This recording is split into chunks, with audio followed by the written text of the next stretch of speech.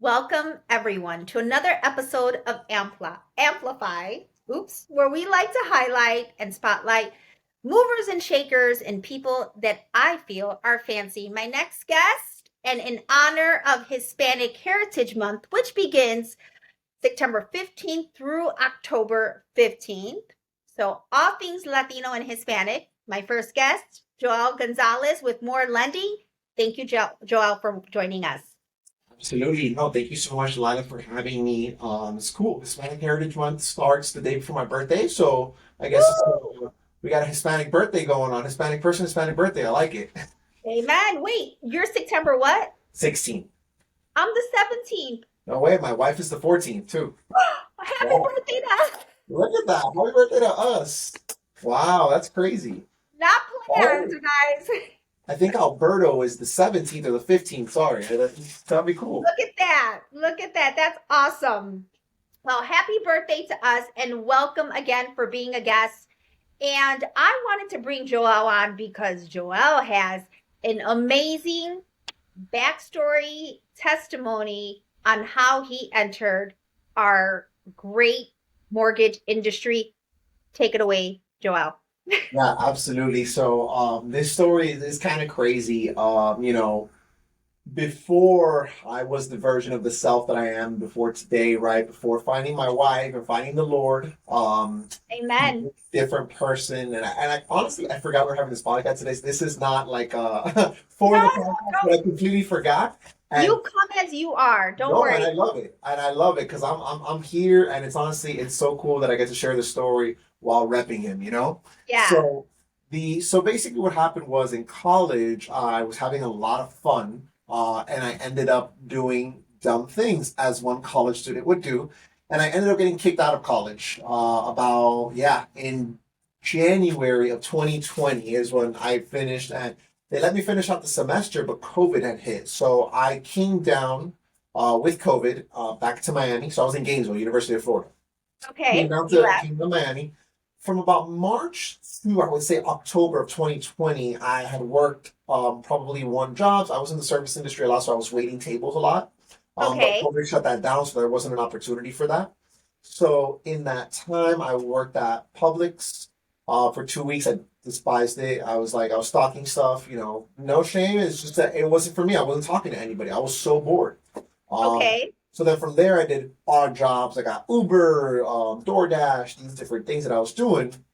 And Okay. from there, we were out on the boat one day with my parents and a buddy of his.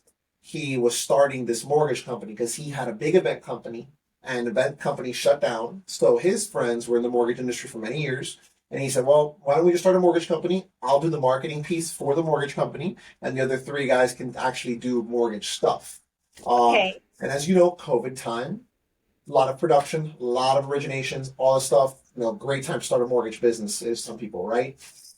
And there, at that moment, he was mentioning how they were moving into the office the very next day. This is a Sunday. They're moving into the office the very next day on Monday.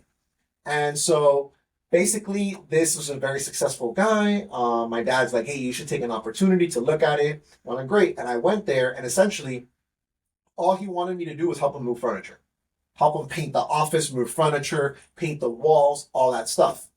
Okay. And went in there, painted it. I thought it was my Mr. Miyagi moment. He was going to mentor me, teach me how to become a successful businessman. Literally Tuesday comes along, the day ends, and he's like, "Hey, here's $300. Thanks for your job. Thanks for your work." And like literally, from there, I was walking out. And as I was walking out, they basically one of the guys there was like, "Hey, you should get your mortgage license." And I'm like, "All right, well, I don't, cool." 30 days later, I got licensed, came back licensed, and basically said, "Hey, I'm here to work." And that is how I got into the mortgage industry from license. Yeah, All because you were moving furniture, all because painting walls I was in the right place, at the coincidentally, to be right time. honest. Yep. And And that is such an amazing testimony and an amazing backstory. And for all you lenders, IMB, brokers, even, right? Because, Joel, real quick, just spit out your number. Like, if you want to spit out vaguely your numbers, what are your numbers after being in the industry now 5 years, about 5 years? What are you What are you doing? Oh, so originating right now from a personal production state. I'm gonna do well over 30 million this year in just my own personal production. From painting walls, guys, moving furniture to over 30 mil in about a 5 year span. Yeah. And this is why I wanted to bring Joel on, was because you never know who will be your next mentee. You never know who's your big producer, right? So I just want to encourage lenders and IMBs to talk to people, hear them out. Are they coming from college? What's their backstory? I want to hear all of this stuff because you never know who will become your next big LO. Yeah. I could not agree more than that. Yeah. I am so happy and proud. And because again, you're a younger person coming into our industry, and we don't get that a lot. We just don't anymore. And so I just think that it's important because I'm getting older, the people above me are getting older. So who's gonna replace us? Who's gonna, take over what we do eventually? Because I don't plan on doing this forever until I go home. So we need to take time and invest in the people that are wanting to come in. And so I just encourage lenders to take a chance on someone. Someone decided to have a conversation with you, Joe, and look what you just never know. You never know. You don't. Yeah, and I had a conversation with my wife recently, and something just in every aspect of our life is something that we don't take for granted. Is any person or any part of the person that we speak to at any point in life, we can always take something from that person and learn and just humbly grow and accept, what kind of piece of knowledge they have and kind of take that and run with it. So I definitely agree with you. I think everybody has something to offer. Absolutely. And whether it's not even from a bringing it into the industry, but a potential client, or it could be a source of referral for you. Yeah, You just never know what a connection, a divine connection, or an opportunity can be. So 100%. now, since you're in it now 5 years under your mortgage belt, how's the journey? Do you want to stay? Do you feel this is it for you, Joel? Like, what are next steps, goals?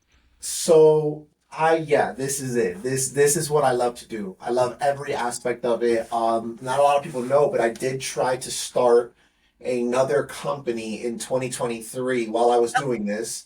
Okay. Terrible time to start another company, but I was doing well on social media. I thought I had figured out something that not a lot of people figured out, which was helping loan officers get to doing social right with videography, videos, all these things. Like, hey, let me help you grow your social media.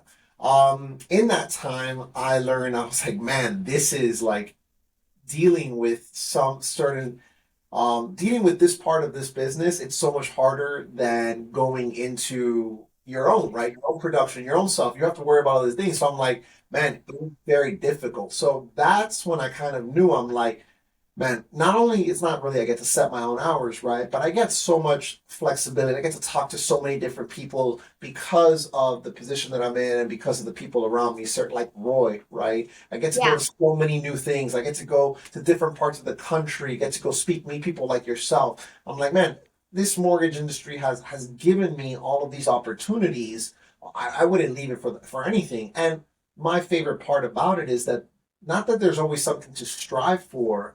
I'm always learning. It's always changing. I can always be growing, and I can always take different roles in different areas. And Yes. I love that. I couldn't agree with you more. There are so many different channels of our industry that you can learn. You can, like I said, add to your mortgage belt, make yourself more valuable. Mhm. And I love the fact that you're open and eager to embrace all the different channels. And 100%. I encourage folks all the time, those that are in operations, maybe pivot, try going into some sales position, educating those that are in marketing. Maybe take a step back. Have you tried to originate? Have you tried to go into a from an IMB to a broker? I mean, there are so many different options, and things can kind of just ebb and flow. And so I encourage everyone to take Joel's testimony and his backstory, invest in someone, have impactful conversations. You never know what can come from it. Talk to the guy who's repairing something in your office or painting those walls. And lastly, Joel, before we round this up, what is something you want to is most of your clientele, are there more Latinos, Hispanic, or is it an array of folks? But say it's about 50% Okay.